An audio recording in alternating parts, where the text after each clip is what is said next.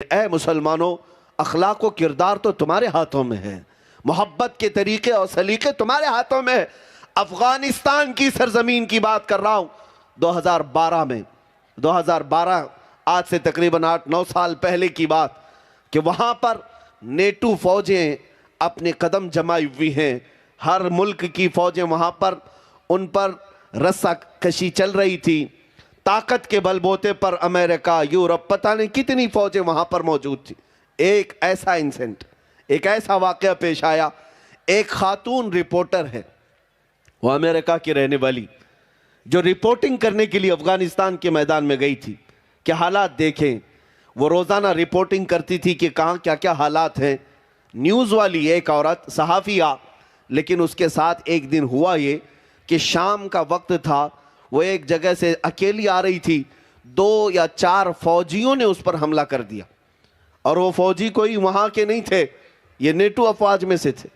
انہوں نے اسے پکڑنے کی کوشش کی اور اس کے کپڑے پاڑ رہے تھے، وہ کسی نہ کسی طرح اپنی ہوس کا شکار اسے بنانا چاہتے تھے، لیکن وہ عورت نے چیخ پکار کیا تو اچانک 2 نوجوان جو مسجد کی طرف جا رہے تھے، مسلمان تھے، وہ دوڑتے ہوئے آئے، تو جیسے ہی وہ آئے وہ فوجی اپنے راستے چلے گئے، کیونکہ عزت کا معاملہ تھا، آواز اٹھنے لگ گئی تھی۔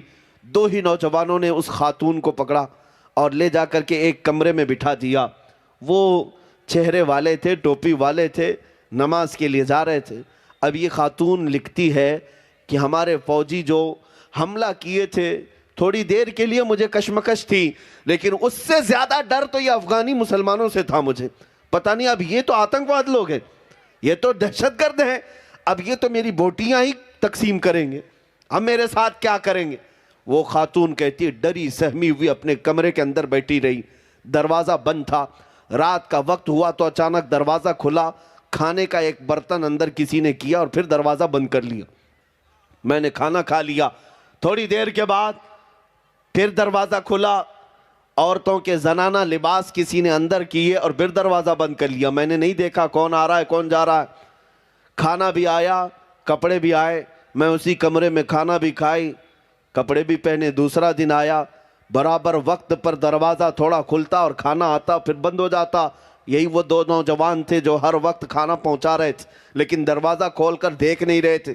دوسرے دن شام کے وقت اس کے سفارت خانے سے، اس کے ملک کی ایمبیسی سے کچھ ذمہ دار لوگ آئے اور دروازہ کھول کر اس خاتون سے کہا، ہم تمہارے ملک کی سفارت خانے سے آئے ہیں، کیا تمہارے ساتھ کوئی حادثہ ہوا؟ اس عورت نے حادثہ لکھایا، رپورٹ لکھایا، اور اس سفارت خانے سے آنے والے نے کہا، اے خاتون، ان 2 جوانوں کا شکر ادا کر کہ یہ ہمارے سفارت خانے تک پہنچ کر کے تیری خبر کیے ہیں، اور ان جوانوں نے ہم سے یہ وعدہ لیا ہے کہ جب تک تجھے ملک تک حفاظت سے نہ پہنچائیں گے اس دن تک یہ محنت کرتے رہیں گے۔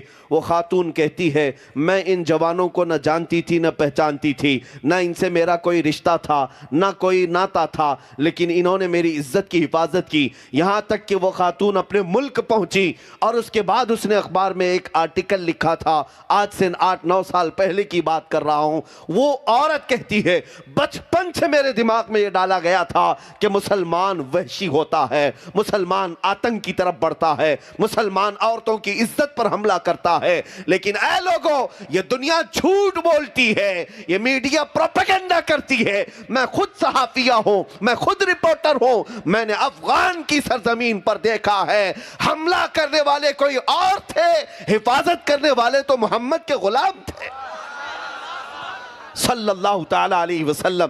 میرے عزیزوں، آج بھی دنیا جانتی ہے کہ اخلاق و کردار میں اگر کوئی سچا ہو سکتا ہے وہ ایک ایمان والا ہو سکتا ہے، بس شرط اس بات کی ہے جس کو اقبال نے بار بار کہا تھا کہ محمد سے وفا تو نے، تو ہم تیرے ہیں، یہ جہاں چیز ہے کیا لوح و قلم تیرے ہیں۔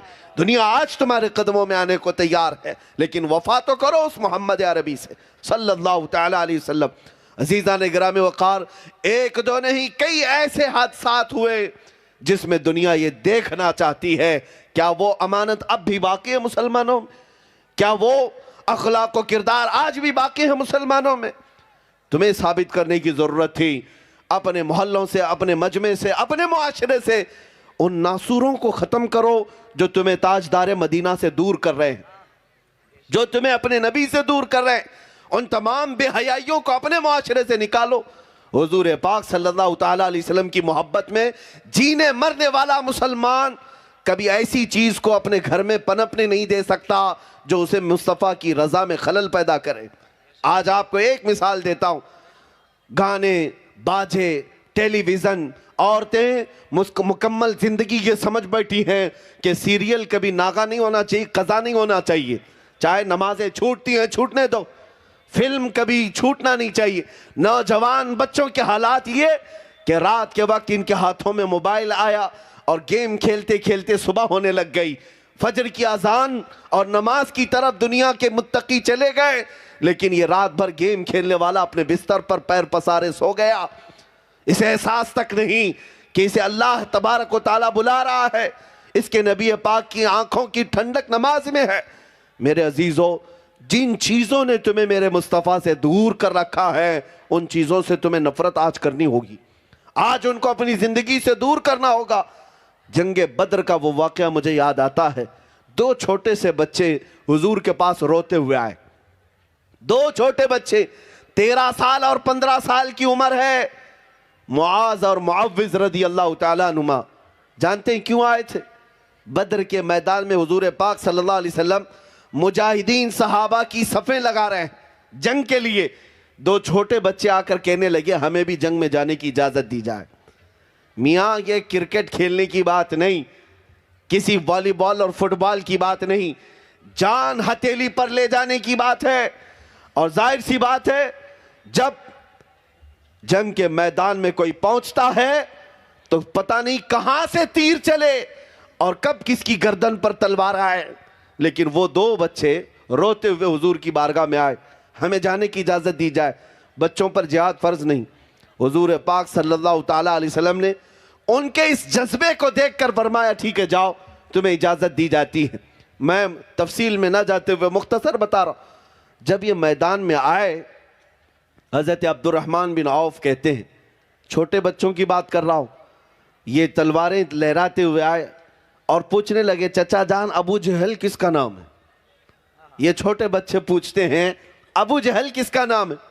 حضرت عبد الرحمن بن عوف کہتے ہیں میں نے ان بچوں سے کہا بیٹا تم اس کا کیا کرو گے؟ وہ سردار قریش ہے، وہ مکہ کا بڑا پہلوان ہے، اس کا تم کیا کرو گے؟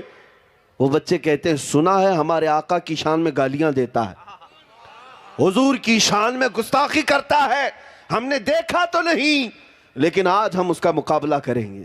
یہ کون سے گھر کے بچے تھے، کون سے گھر کے بچے تھے جو اپنے نبی پاک کی شان میں کوئی توہین برداشت نہیں کر سکتے؟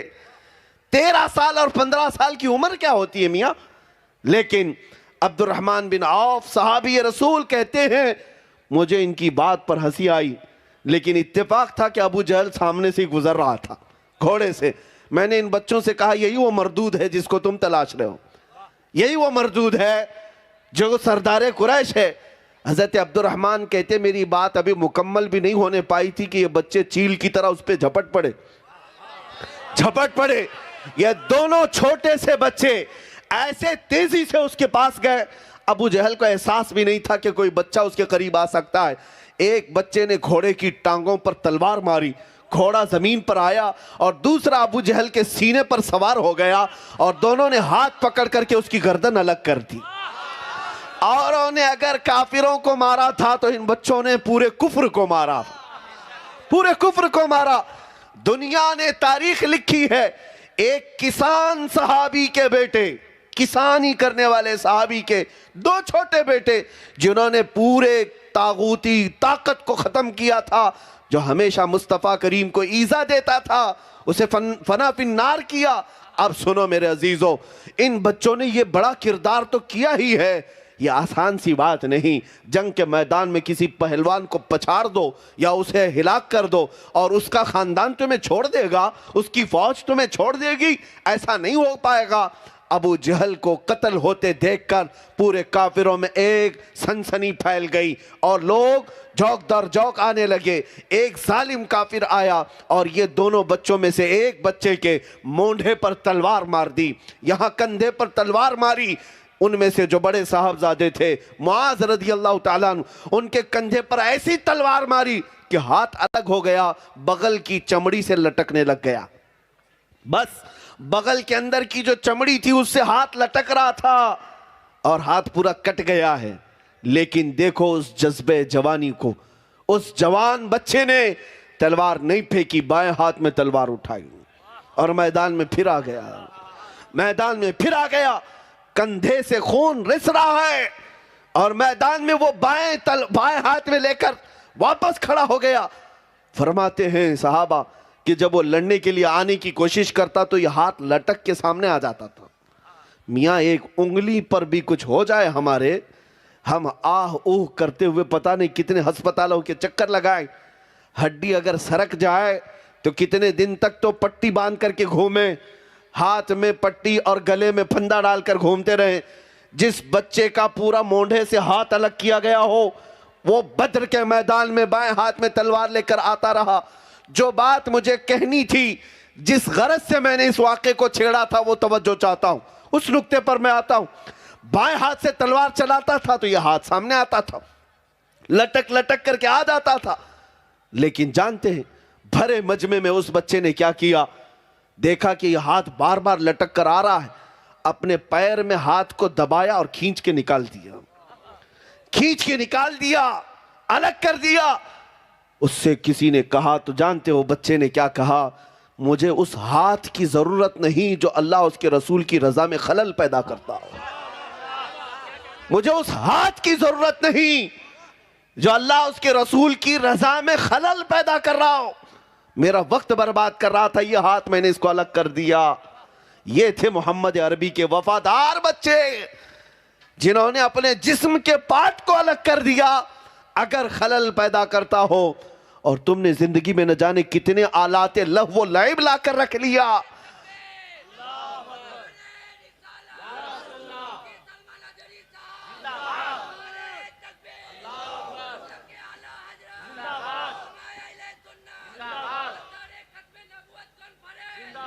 میرے عزیزوں، آج ہمارے گھروں سے وہ خوشبو آنی چاہیے تھی. آج ہمارے گھروں سے یہ بچے کہاں کے تھے؟ بدر کے میدان میں یہ دونوں بعد میں شہید ہو گئے، معاذ بھی اور معوذ بھی دونوں شہید ہو گئے. 14 شہیدوں میں بدر کے اگر نام آتا ہے تو ان دونوں کا بھی نام آتا ہے. میرے مصطفیٰ کریم کی حرمت پر، عزت پر مر مٹنے والے وہ بچے کہاں سے پیدا ہوئے تھے؟ جانتے ہیں ان کے باپ کو جب کہا جاتا تمہارے 2 چھوٹے بچے گئے تو وہ مسکرا کر کہتے تھے کہ میرے گئے نہیں، مصطفیٰ نے قبول کیا ہے، اللہ رب العزت نے قبول کیا ہے. اگر میرے اور 100 بچے ہوں تو ان قدموں پر میں نچھاور کر دوں. یہ انہی گھروں سے بچے مل سکتے ہیں جن گھروں کی ماؤں نے انہیں مصطفیٰ کریم کے نغموں کی لوریاں سنائی ہوں، حضور کی محبت میں انہیں سلایا ہو. یہ انہی گھروں کے بچے ہو سکتے ہیں جہاں کی تربیت یوں کی جاتی ہو، میں سو جاؤں یا مصطفیٰ کہتے کہتے، کھلے آنکھ میری صلی علی کہتے کہتے. مسلمانوں، آج ہمیں بدلنے کی ضرورت ہے، آج ہمیں تبدیلی کی ضرورت ہے. ہمارے گھروں کی طرف جو آج ظالموں کی نظریں اٹھی ہیں وہ صرف اسی وجہ سے.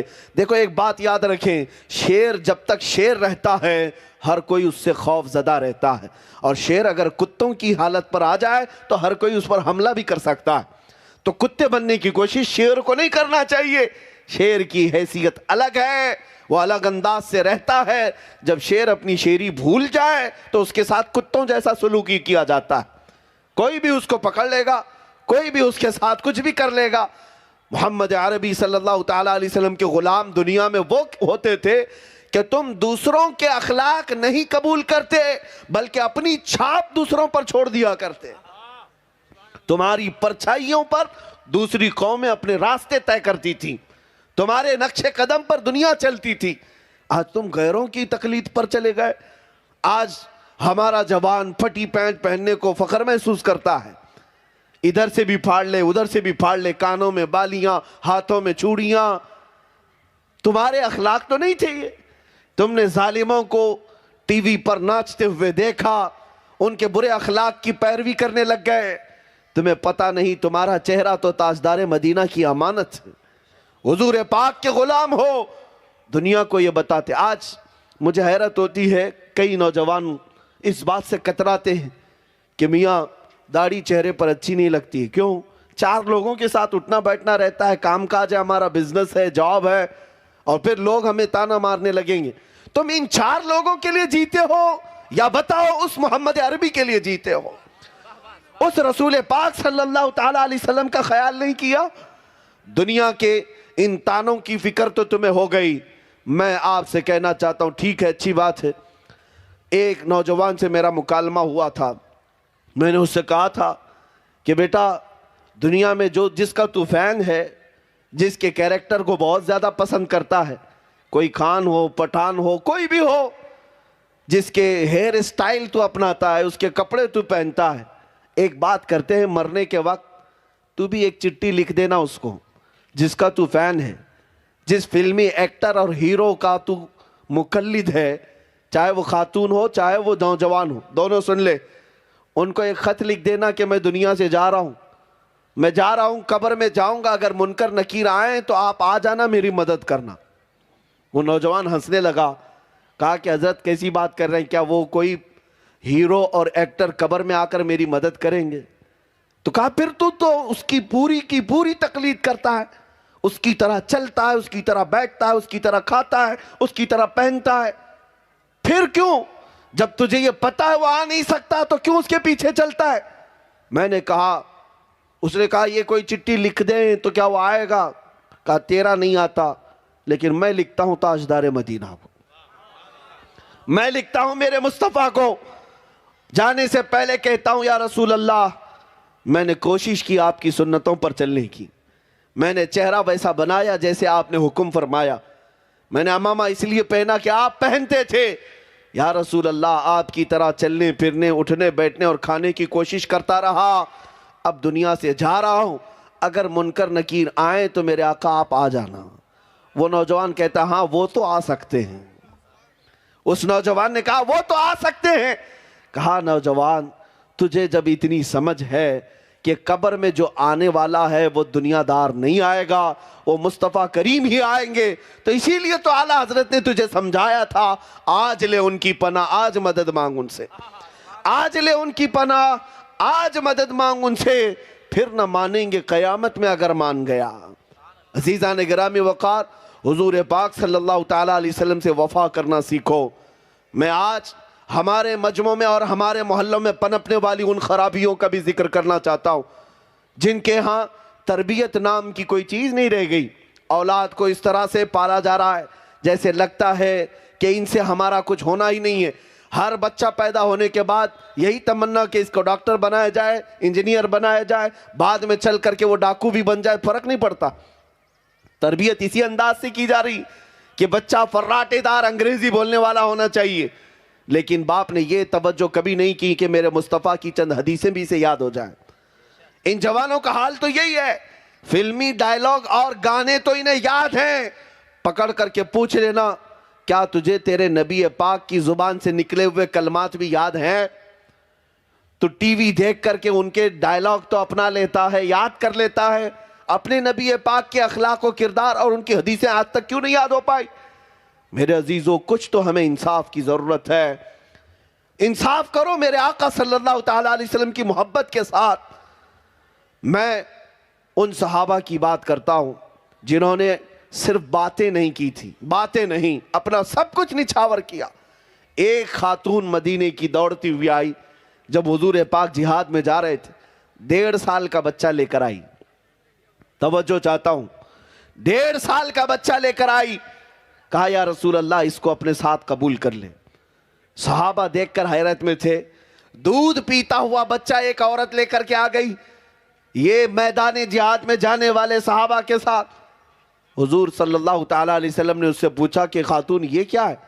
उस औरत ने कहा आका आपकी इज्जत पर सवाल आया, मदीने के हर घर का जवान बाहर निकल पड़ा, लेकिन अफसोस है मेरे घर में कोई मर्द नहीं है, मेरे शोहर का इंतकाल हो चुका, मेरे घर में कोई और मर्द नहीं सिवाय इस 1.5 साल के बच्चे के, ये दूध पीता है।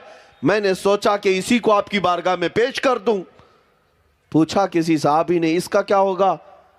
तवज्जो चाहता हूं, मदीने की उन खवातीन पर लाखों सलाम, करोड़ों सलाम।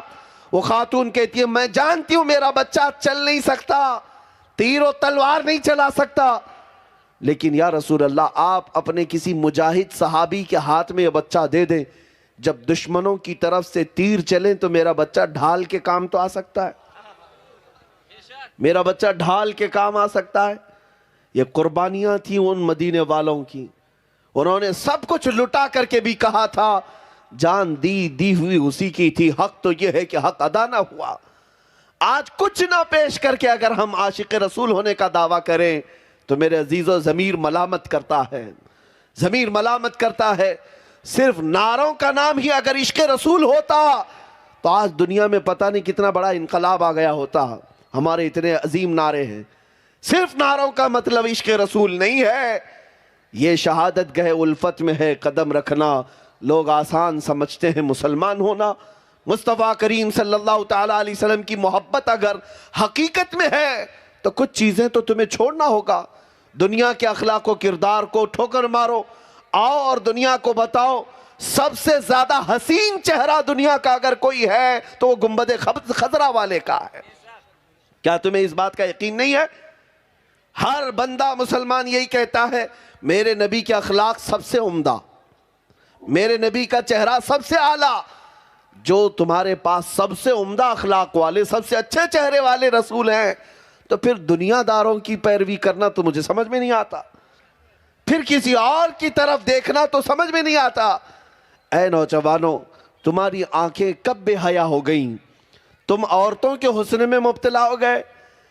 یا اگر کوئی نوجوان دین سے غافل ہو کر صرف ایک لڑکی کے چکر میں بے دین ہو گیا، اور ان خواتین سے بھی میں کہتا ہوں جو جوان بچیاں ہیں، تم کسی کے چہرے پر فدا ہو گئی یا کسی کے چال چلن پر اور گھر بار چھوڑ کر بھاگنے پر بیٹھ گئی، تو میں پوچھنا چاہتا ہوں اب تک تمہارے دلوں میں ایمان ہی نہیں آیا اور تم نے تاجدار مدینہ صلی اللہ تعالیٰ علیہ وسلم کو دیکھنے کی تڑپ ہی نہیں رکھی۔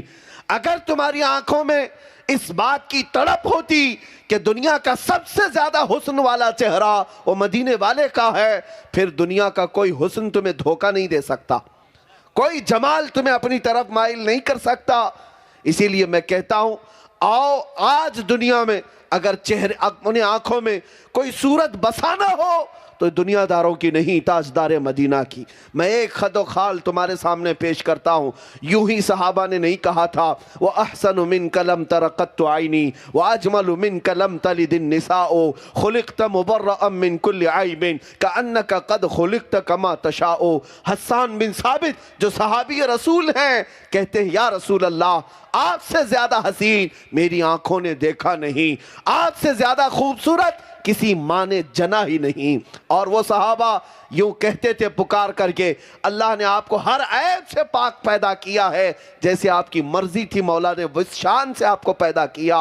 اے مسلمانوں، آج جو ہمیں دنیا دھوکہ دے رہی ہے وہ صرف اسی بات پر دے رہی ہے، تمہیں کبھی پیسے کی لالچ، کبھی سیاست کی لالچ، یا پھر خوبصورتی اور حسن و جمال کی لالچ۔ یہ تینوں چیزیں ایک مومن کو کبھی بھی خرید نہیں سکتی اس وقت تک جب تک اس کے سینے میں محبت مصطفیٰ ہو اور اس کی آنکھیں روز تڑپتی ہوں اس بات پر کہ میرے آقا آ جاؤ کہ مدت ہوئی ہے، تیری راہ میں آنکھیاں بچھاتے بچھاتے حضور کو دیکھنے کی تڑپ جس کے اندر ہو، اور وہ روز یہ کہہ کر کے سوتا ہو یا رسول اللہ سنا ہے آپ ہر عاشق کے گھر تشریف لاتے ہیں، میرے گھر میں بھی ہو جائے چراغاں یا رسول اللہ۔ جس مومن کی یہ تڑپ ہو کہ میں دیکھوں گا تو مصطفیٰ کے حسن کو دیکھوں گا، میرا یقین یہ ہے پوری دنیا نہ اسے حسن میں مبتلا کر سکتی ہے، نہ مال و دولت سے خرید سکتی ہے، نہ حکومت و سیاست سے اسے بدل سکتی ہے۔ صرف اور صرف شرط یہ ہے اپنی آنکھوں میں تڑپ اور تمنا پیدا کرو تو اس مصطفیٰ کو دیکھنے کی تڑپ پیدا کرو۔ شہزادہ اعلیٰ حضرت حجت الاسلام بلکہ مفتی اعظم ہند کی یہ بات یاد رکھنا، ان بزرگوں کو جو تقوی حاصل تھا وہ آنکھوں کی اسی تڑپ کی وجہ سے، ان کو جو عشق حاصل تھا مصطفیٰ سے اسی آس اور تمنا کی وجہ سے مفتی اعظم نے بارگاہ الہی میں یوں دعا کی تھی کچھ ایسا کر دے میرے کردگار آنکھوں میں، ہمیشہ نقش رہے روئے یار آنکھوں میں، انہیں نہ دیکھا تو کس کام کی ہیں آنکھیں کہ دیکھنے کی ہے ساری بہار آنکھوں میں۔ میرے عزیزو، حضور پاک صلی اللہ تعالیٰ علیہ وسلم کی تڑپ جب تک تمہارے آنکھوں میں نہیں آئے گی، یہ دنیا بار بار تمہیں ٹھوکر دیتی رہے گی، بار بار تمہیں دھوکہ دیتی رہے گی۔ آج تمہارے گھروں میں جو ننگے ناچ نچائے جاتے ہیں، میں یہ نہیں کہتا کہ عورتیں ننگی ہو کر ناچ رہی، نہیں، بلکہ وہ حدیث مجھے یاد آتی ہے، میرے آقا صلی اللہ علیہ وسلم نے فرمایا تھا قیامت کے قریب تم دیکھو گے کہ زنا اتنا عام ہو جائے گا کہ اس طرح سے لوگ سڑکوں پر کریں گے جیسے گدھے اور کتے جوڑا کھاتے ہیں۔ زنا اس طرح سے عام کر دیا جائے گا، بے پردگی اور اخلاق سے گری ہوئی حرکتیں ایسی عام ہو جائیں گی۔ آج تک ہمارے مشرقی روایات میں اس طرح سے حرکتیں تو ابھی دیکھنے کو نہیں ملی، لیکن ہر ایک کے ہاتھ میں جو انٹرنیٹ آیا ہوا ہے، موبائل اسکرین نے وہ ساری چیزیں تمہیں دکھا دی ہیں۔ ٹیلی ویژن دنیا نے یہ تمہیں اخلاق سے گری ہوئی زنا کی ننگی تصویریں دکھانا شروع کر دیا ہے۔ مجھے ڈر لگتا ہے ایک دو نہیں، سینکڑوں نوجوان بچوں نے صرف اور صرف انہی بے حیا تصویروں پر اپنی زندگی برباد کر دی۔ کتنوں کی جوانی ختم ہو گئی پتہ ہے آپ کو؟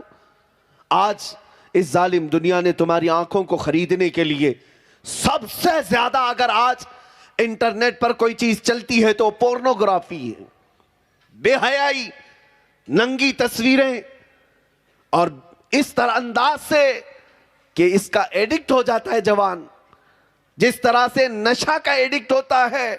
بہت سارے نوجوان پورنوگرافی کے ایڈکٹ ہو چکے ہیں۔ مجھے وہ بات بھی یاد آتی، میرے آقا نے فرمایا تھا قیامت کے قریب انگلیوں کے پور سے گناہ کیے جائیں گے۔ میرے آقا نے کیا فرمایا تھا؟ انگلیوں کے پور سے گناہ کیے جائیں گے۔ ہو سکتا ہے اس وقت اس کا تصور بھی نہ ہو کہ انگلیوں کے پور سے کیا کیا جا سکتا ہے، لیکن آج ہر کوئی جانتا ہے۔ یہ ٹچ اسکرین آ کر کے اس نے ثابت کر دیا کہ سارے گناہ اس انگلی کے پور سے ہی ہو رہے ہیں، انگلیوں کے ٹچ سے ہوتے چلے گئے۔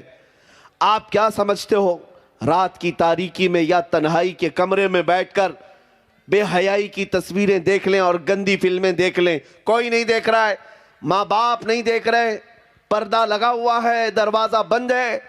ایک بات یاد رکھنا ہے مسلمانوں، تم اپنے نبی کو حاضر و ناظر مانتے ہو، حاضر و ناظر مانتے ہو، اور اللہ رب العزت قرآن میں کہتا ہے یعلم خائنۃ الاعین وما تخفی الصدور، وہ اللہ ہے جو تمہاری آنکھوں کی خیانت کو بھی دیکھ رہا ہے اور تمہارے دلوں میں چھپے ہوئے حالات کو بھی دیکھ رہا ہے۔ کیا تم رب ذوالجلال کو دیکھنے کی حالت میں بے حیا بن سکتے ہو، ننگے بن سکتے ہو؟ آج میں ان باتوں پر توجہ اس لیے دے رہا ہوں کہ آج ہمارے بچوں کو اگر کسی چیز نے برباد کیا ہے تو اسی دنیا نے برباد کیا۔ اس سے بچنے کا طریقہ کیا ہے؟ اس سے باہر آنے کا طریقہ کیا ہے؟ جو نوجوان انٹرنیٹ کی دنیا میں اپنے اخلاق تباہ کر کے بیٹھے ہوئے ہیں، اس سے باہر کیسے آئیں گے؟ ایک ہی نسخہ ہے، ایک ہی علاج ہے، ان آنکھوں کو تڑپ اور تمنا دے دو تاجدار مدینہ کو دیکھنے کی۔